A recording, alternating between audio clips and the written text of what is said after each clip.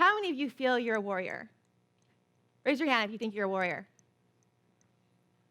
Handful of you. Okay.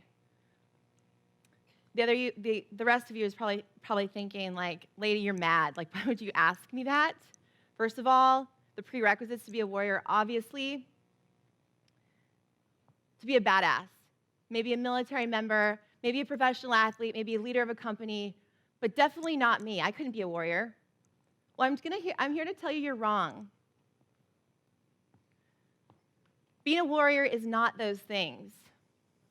The definition of a warrior is taking ownership of yourself, taking ownership of your life. An adjective for warrior is resilient, a resilient person. Someone who's adaptive to change, can adapt to change. So you see, that's a picture of me in my uniform, a picture of a wounded athlete I work with in the middle, and a friend of mine there on your guys is right. But what they look like and what they do doesn't make them a warrior. What makes them a warrior is how they've taken ownership of their life, how we've taken ownership of our life, and who we are as humans.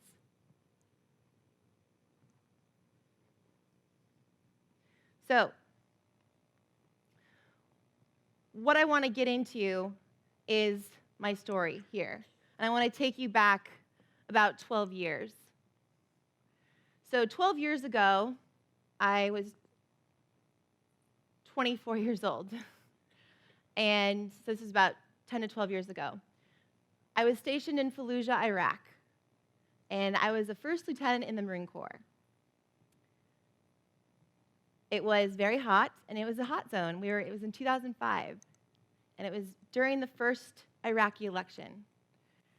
And my job as a first lieutenant in the Marine Corps was I was a platoon commander, so I was in charge of 50-plus Marines, most of them male. There was 3 women in my platoon. My job out there was to run supplies to forward operating bases around Fallujah. Army, Marine, Navy, Delta Force, the works. So my job was running supplies as well as finding landmines, because we were engineers.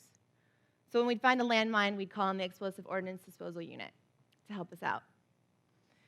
The other part of my job was I was an escort for female insurgents. So because I was about twice as large as most of the female Iraqis, and when they'd capture a cell, if there was a couple women in that cell, I would be in charge of taking them back to their village.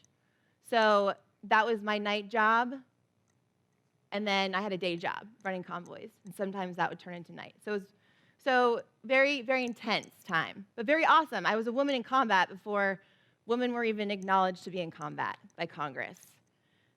But I refused to sit on the sidelines.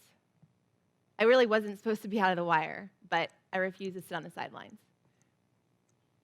But it was one night, the night before the first Iraqi democratic election in 2005, which was right before Thanksgiving for us, that I'm getting ready for a very large convoy. I have over 100 Marines in my command now, my platoon plus a couple others, some Marines I hadn't worked with. And our job was to go run Jersey barriers around Fallujah city for the first Iraqi election. And around Fallujah was kind of a dump at that time. Like, the roads were scattered with trash. I mean, it was a war zone. So the likelihood of coming across landmines or IEDs was high, but it was at night, so a little more scary, very intense. I was scared, but I didn't show it. I couldn't show it. I know all the Marines were probably a little scared too. Getting ready for this, I had to give a big op order that we give before any convoy, and the op order lasted about a half hour because you have to go through all your accountability checks. And I think I probably said the F-bomb 40 times, because when you're talking to a bunch of 18-year-old to 22-year-old male Marines and some females, you kind of have to use the language that they use. So accentuated my thoughts. So that night, though, the irony of what was happening to me was that professionally, I felt on point. I felt like a badass. I was good to go. I was an A-plus Marine. I could do no wrong. I was ready for more missions like this. But on the inside, I was struggling pretty hard. I was 24 years old, and right before I had gone out to do this op order and get ready for this night mission, I had thrown up multiple times, self-induced. And this had been a problem this whole entire deployment ever since I actually entered the Marine Corps. But it was getting a little bit worse. And 50% of my brain that night, I couldn't stop thinking about the next time I would self-induce vomiting or when I could exercise the food I'd ate away. And then 50% of my brain was on the mission. Can you see the irony in that? I'm there in battle. I should be focused 100% on this mission, but 50% of my brain was focused on this addiction that had been created. And it was that night, it was kind of a come to Jesus moment that I had, that I was not okay. This food issue that I tried to brush off because I didn't take it seriously was a problem. I could hurt somebody if I wasn't completely focused. I could hurt somebody or I could hurt myself. And I have people that love me and that rely on me, and I can't, this food issue, whatever it is, and I didn't want to acknowledge it was an eating disorder yet. But this food issue that I had and this exercise addiction, I knew it was a problem, and it was much deeper than just a food issue or an exercise issue. It ran much deeper than that. The stem of it, what I learned later on, comes from the soul, your lack of belief in yourself. And here I am on paper. I could do no wrong. I felt like a total badass. So that night, after 8 hours of running Jersey Bears around Fallujah City, having to stop twice to call an explosive ordnance disposal unit, that next morning, I walked myself into my company commander's office, and I was like, "Sir, I need help. I have this issue with binging and purging, and I think I need some serious help for it." And my company commander, as many individuals who don't understand what an eating disorder is, to include myself, asked, "Well, what is it? You have a hard time going to the chow hall? Eating brownies?" Well, no, sir, I use it as a coping mechanism, much like an alcoholic uses alcohol or a drug addict seeks their drug of choice. I think it's a problem. It's something that I crave, and it's not healthy, and I need actual professional help. And so at that point, my company commander then went ahead and asked me, "Do you want a desk job? We could send you to Takatam and do a desk job, or Ramadi and do a desk job." It's like, "No, I don't want a desk job. I want actually professional help. I don't think just continuing to work in this environment is healthy for me, and I don't want to hurt someone else." I was at war with myself, and I was already at war in Iraq too. I didn't need both wars. And I don't believe the Marines deserve 50% of my brain when we're out on a very intense mission. So from that point on, it was at that moment, and I didn't realize this until later, that was the moment I became a warrior. I took ownership of my life. I stuck up for myself. At that moment, though, was when my battle really began. So the irony is that I was in Iraq, but the battle that was the most difficult was the one that I was about to face, which was coming home, being medevaced home, and being looked at as a failure. One moment could do no wrong, one moment of failure, one moment of disappointment. A disappointment with an eating issue.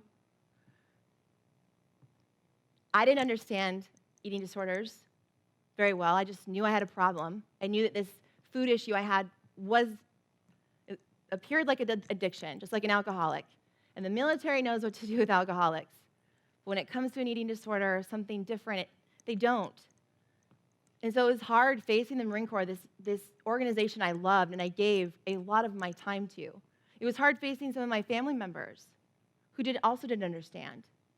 Facing society, right? A common common comment I would get is, have a hard time going out to eat, or what kind of foods are you struggling with?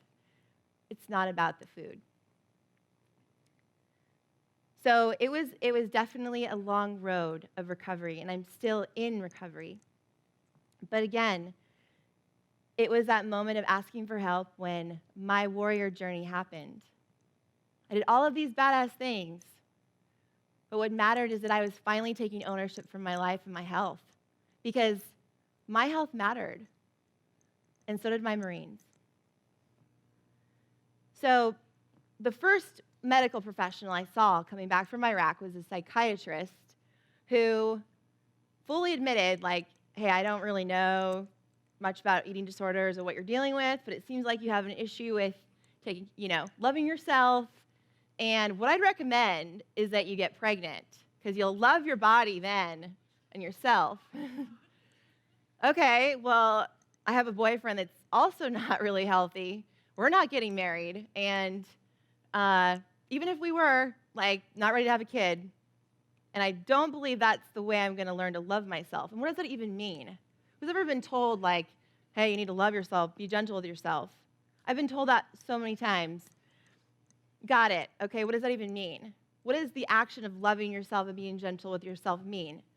So over the last 10 to 12 years, I've developed these principles in my life that have happened from mentorship and just trial and error, and realizing that the Western medicine model of mental health care and even physical health care wasn't for me. So I was going to find my own way of keeping myself healthy. So the first concept that came about right when I got out of the Marine Corps was lead you first. So this is my father, who's sitting looking at a lake in Pennsylvania. And the lead you first concept, so these 4 principles I'm going to talk about, the acronym for them is LOVE, so LOVE. So the first one is lead you first. My father would always tell me, Theresa, you can't really effectively take care of someone else unless you can take care of yourself. Right? Who's ever heard that? Or you can't truly give to a relationship until you can give to yourself. I have an 8-week-old newborn. I can't effectively love him and take care of him unless I'm taking care of myself as a mom, too. And I wanted to be a damn good mom, so I waited for a little while. So this lead you first, is technically can be accumulated into self-care. How do you take care of yourself every day? What kind of maintenance on your body do you do? What kind of maintenance on your mind do you do every day to keep you healthy for those that you love, your family, the people that you teach, people around you? So I think it's important, it's not a selfish thing, to put yourself first and give yourself some healthy time each day. The second thing, the second principle, is being open to change. So for me, I had to change the trajectory of my life. So once I asked for help, right, I went from this lieutenant that could do no wrong to, all right, you're going to get out. We're going to discharge you. We don't know what to do with you. I had to change. No matter how I felt about that decision, right, I wasn't going to be a general in the Marine Corps anymore. That's what I wanted to do. I am now having to find a new path. And if I hadn't chosen or been open to change, I would not be here standing here in front of you. So mentally, physically, I had to change. So mentally, I started to do breath work and meditation. I had to seek out help, mental health help, which is a strength, it's not a weakness. Just like you do with physical fitness, seeking a trainer or someone who knows about the body, it's a strength, not a weakness. But I had to cultivate that mentality over time. I had to change my mindset. I had to slow down and ask myself, what do I really want? Versus, what does my dad want? What do my brothers want? What does society want? What looks sexy? What do I want in my life? And I realized I loved fitness and medicine. I wanted to be that bridge between the two worlds. So hence, I became a doctor of physical therapy, but I do not do traditional work in the physical therapy world. And I would never have thought 10 years ago, 12 years ago, when I left Iraq to now, right? I'm a physical therapist, which took me 5 extra years of school because I did not do anything in undergrad that remotely looked like science or medicine. But to this day, right now, I'm doing digital rehabilitation and more work online with people to help people across the country, across the world. And that's very freeing for me. I realized from this slowing down that freedom and flexibility were values that I wanted in my life and needed. And so doing one-on-one care all the time, it's nice, but it's not freeing for me. I wanted to use my skill set and my experience to treat people across the nation. And I would never have thought 12 years ago that that was possible. But I was open to the possibility of changing my life. But I had to slow down. So the third principle is cultivating vulnerability. So many of you may have heard the Brené Brown talk on vulnerability. But vulnerability has been a very big part of me being able to be up here and share my story. I could stand up here and talk about mobility and movement and stability and all that cool stuff, but I wanted to share something a little bit deeper than that, why I do those things. 4 years ago, I started an adaptive strength class, which is for wounded veterans or those with permanent wounds. So it just so happens San Diego has a lot of veterans, so I see a lot of Marine and Navy individuals who have mild traumatic brain injuries or have missing limbs, salvaged limbs, emotional disorders such as addictions, or have been sexually traumatized. So they've come to my class and been able to share our story in the beginning, just a little bit about themselves, and then we train and we sweat together. And we build each other up. And we work on movement. Because a lot of times, once you go through rehab, it's like, what's next? How do I do the things I love to do? If I want to CrossFit, if I want to do a Spartan race, my physical therapist or strength coach didn't know how to help me get there. That's what that class was for. It was like, all right, well, let's get you strong. Let's teach you how to move in an environment that makes you excited and gets you sweating together. But I still didn't share my story until one of the athletes, who is a special operations radio guy, came to see me in my office, my private practice. He was a Navy SEAL, and we spent an hour mostly talking. He was struggling with alcoholism. He was struggling with where's his tribe. He couldn't go back to being a Navy SEAL, which he loved, and he's 26 years old. What was he going to do next? He felt lost. All he wanted to do was be a Navy SEAL, and he did that, and now he has a mild traumatic brain injury, and he's not allowed back on his team. So what does he do next? He was very inspired by the different approach I took to PT, and so I was like, well, hey, if you want to become a physical therapist, this is the route I'd recommend going. It would be awesome, but we need to find a new tribe for you. And that's kind of what adaptive strength ended up being for him. But he struggled with alcoholism, and I told him, it was the first time I actually opened up to one of my athletes, like, hey, I struggled with an eating disorder, which is much like what you're struggling with. And it was hard. I got out of the Marine Corps, and I didn't have my team anymore, my platoon that was like my family, and I had to find something different. I had to change my life, and I had no one holding my hand to do it. So I'm here to be with you and hold your hand if you need it. Because I wanted to give people what they didn't get, what they're not getting. And hopefully that scenario for him, he's going to pay that forward as well. But that was the first time I actually shared my story because I was embarrassed about having an eating disorder. And I'm no longer embarrassed about it because I know that many, many people struggle on the spectrum of addiction and struggle with mental health. Mental health shouldn't be a stigma. We should work on our mental health just like we work on our physical health. But I had to be vulnerable. Create an enduring mindset. This is the fourth principle of love, loving yourself. So that man on the left is my father, not aerodynamic by any means, okay? 6'4", 240 pounds. He was a Catholic priest. He was second vocation Catholic priest. So I lost my mom when I was 10. He loved doing 100-mile bike races. Loved them. I don't know why. I am not an endurance person, but he loved it. So But he was the one that was like a voice in my ear, an angel in my ear all the time, like, finish this, do this. Going back to school was tough. I dated guys that were like, why would you want to go to school? Like, you're 30. Like, you want to have kids. Not yet. Not ready. No.